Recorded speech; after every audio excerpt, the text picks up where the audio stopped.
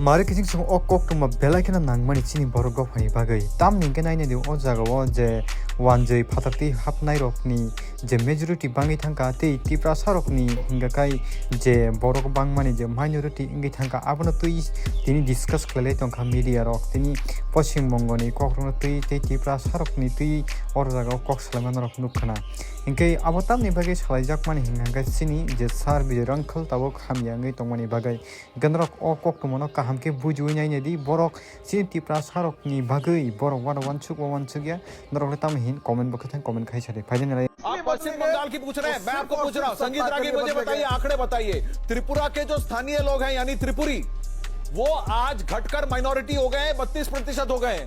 वहां मेजॉरिटी कौन हो गया, राइट्स किसके पास है, और वहां पे चुनाव कौन लड़ रहा है? बंगाली बांग्लादेशी हिंदू लड़ रहे हैं। सुन लीजिए मेरी बात। जो 1950, 1970 और नुआखाली यानी 1946 के बाद वहां आए थे, उन्होंने त्रिपुरा का नाक नक्शा बदल दिया। वहां के त्रिपुरा के जो स्थानीय लोग हैं वो अब वहां माइनॉरिटी में हो गए। रोहित चहल, अब आप मुझे बताइए, उनके लिए आप क्या कहिएगा? जो वहां के लोकल एथनिसिटी के लोग हैं, वहां के स्थानीय लोग हैं, वही इसका विरोध कर रहे हैं। असम की बात कीजिए।